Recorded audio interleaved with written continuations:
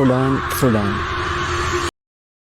ایک ایسا مسلمان ملک جہاں پہ پچھلے 3 دنوں کے اندر تقریباً 3000 مسلمانوں کو مار دیا، اور ان کا گناہ کیا کہ وہ اپنے بچوں کے لیے کھانے کی تلاش کرتے ہیں، اپنے بچوں کے کھانے کے لیے باہر نکلتے ہیں اور ان کو مار دیا جاتا ہے۔ اور یہ وہی وقت ہے جس کے بارے میں آپ صلی اللہ علیہ وسلم نے آج سے 1400 سال پہلے بتایا تھا۔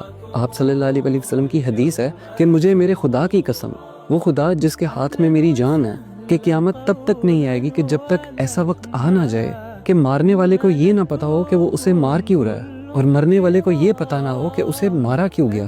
جیسے آج سوڈان کے اندر لوگوں کو ان کا جرم نہیں پتا، غزہ کے لوگوں کو ان کا جرم نہیں پتا، لیکن پھر بھی ان کو مارا جا رہا ہے، ان کو قتل کیا جا رہا ہے۔ لیکن فرق یہ ہے کہ غزہ کے اندر ظلم کرنے والے یہودی ہیں، اسرائیل ہے، لیکن سوڈان کے اندر ظلم کرنے والے مسلمان ہیں، یو اے ای ہے۔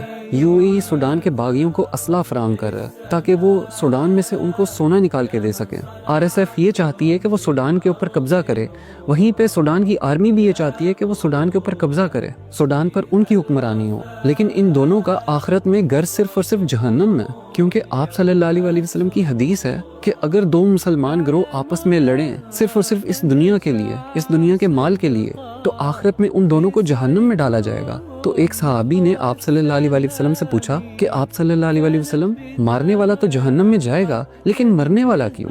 تو آپ صلی اللہ علیہ وسلم نے فرمایا کہ جو مرا ہے وہ بھی تو اپنے بھائی کو مارنا چاہتا تھا۔ ان دونوں کا حشر قیامت کے دن صرف اور صرف جہنم ہے، جہنم کی آگ ہی ہے، اللہ کا عذاب ہے۔ لیکن ہم کہتے ہیں کہ ہمارا اس جنگ سے کیا تعلق ہے؟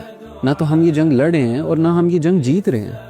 ہم جیسے لوگوں کے لیے آپ صلی اللہ علیہ وسلم نے آج سے 1400 سال پہلے کہا تھا کہ اگر تم کسی ظالم کو ظلم کرتے ہوئے دیکھو اور اسے روکنے کی کوشش مت کرو تو آخرت کے دن اللہ کے ہاں تمہارے لیے ایک بہت بڑا دردناک عذاب ہے۔ تو ہم اپنی آواز بند نہیں کریں گے، ہم ظالم کے خلاف اپنی اس جد و جہد کو جاری رکھیں گے، ورنہ ہمارے لیے بھی اللہ کے ہاں ایک بہت دردناک عذاب ہے۔